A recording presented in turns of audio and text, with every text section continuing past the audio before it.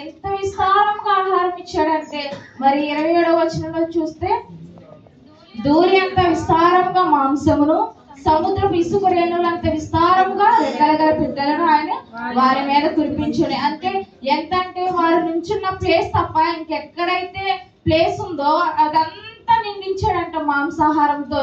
అంటే వారు నోట్లో ఉండగానే మరి ఆయన కోపం ఎందుకు మరి రేగిందని అంటే మరి ఎందుకు అంత కోపగించాడంటే మరి వారు కావాల్సిందంతా వారు తిని ఏది అడుగుతున్నారో ప్రతి దేవుడు వారికి అనుగ్రహించెను. మరి అనుగ్రహించినప్పుడు వారు పొందుకున్నప్పుడు దేవుని కోసం బ్రతకలేదంట. వాళ్ళు ఇక్కడ చదివిన వచనంలో తిరిగి దేవుని కోసం బ్రతకాలి, దేవుని కోసం జీవించాలి. కానీ వాళ్ళు ఏం చేశారంటే కడుపారా తింటూ పాపం చేస్తూ బ్రతికారంట. మరి మనము చూసుకున్నట్లయితే మనము వాళ్ళ గురించే మనం మాట్లాడుకుంటాం, కానీ ఇది దేవుడు ఎందుకు లిఖించాడంటే మరి మన పూర్వీకులు ఎలా ఉన్నారో అలా మనం ఉండకూడదు.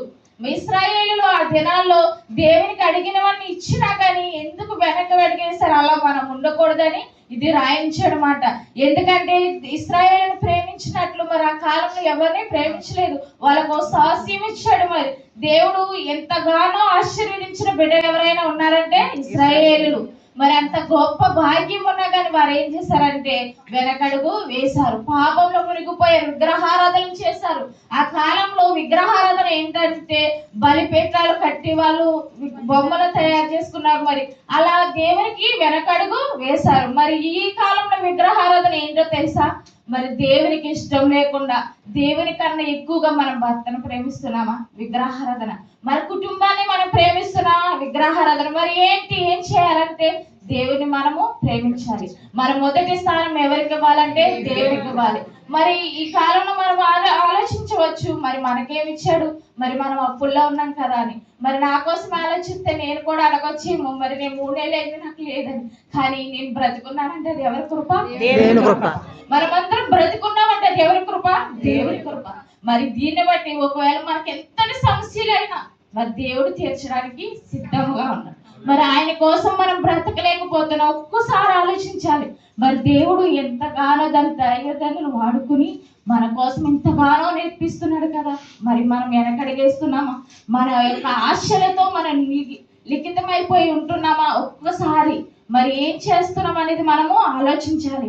ఇక్కడ తన బిడ్డని ఎంతగానో ప్రేమించి కావలసినవన్నీ ఇస్తే మరి ఈ రోజు మనమైతే చాలా కష్టపడుతున్నాం కదా, బట్టలు ఉతుక్కోవడానికి, తినడానికి, వండుకోవడానికి. మరి వాళ్ళకి ఏమైనా కష్టం ఉందండి?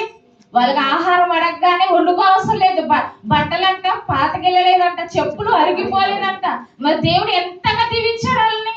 మరి అయినా కానీ వాళ్ళు ఏం చేస్తారండి? వెనకడుగు వేస్తున్నారు. మరి అలా మనం ఉండకూడదు. ఎందుకంటే మనము ఈ రోజు అనారోగ్యంగా ఉండొచ్చు, కానీ అనారోగ్యాలు తీసేవాడు ఎవరు?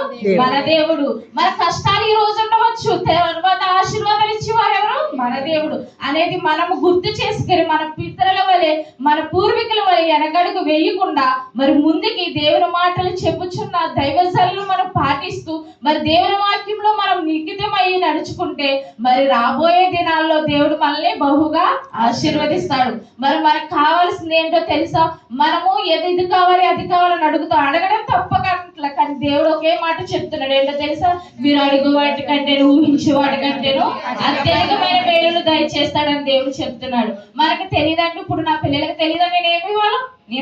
వాళ్ళు నన్ను అడగాల, టయానికి ఆహారం ఇవ్వాలో, లేదా ఏ పంటకి ఏ బట్టలు కొనాలో, ప్రతిదీ నాకు తెలుసు. మరి నాకన్నా గొప్పవాడు నా తండ్రి. ఆయనకి తెలియదా మనకి ఏ టైం ఏది కావాలో?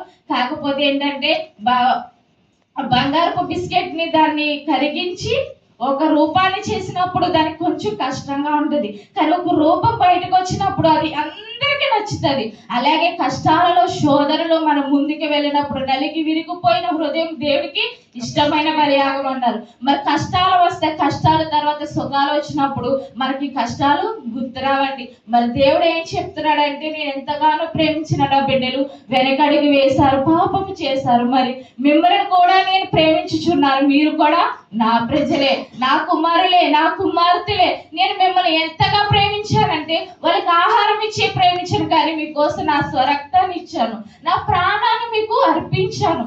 కాబట్టి మీరు నన్ను విడిచి వెళ్ళవద్దని ఆయన దినదినమునంట.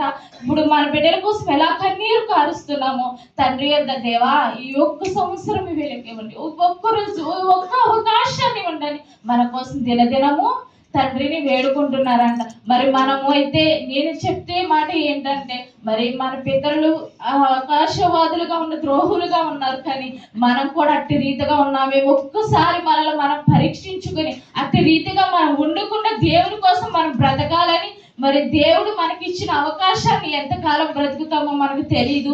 ఈ దినమే మన దినం, వచ్చే దినం మనదో కాదో మనం చెప్పలేం. కాబట్టి ఇచ్చిన దేవుడు మనకిచ్చిన ఆయుష్కాలను బట్టి దేవుని స్తుతించేవారుగా, దేవుని కోసం బ్రతికేవారుగా, దేవుని కోసం నిలబడేవారుగా మనం ఉండాలని, జీవించాలని మరి కొద్ది మాటలు దేవుడు దీవించి ఆశీర్వదించుగాక.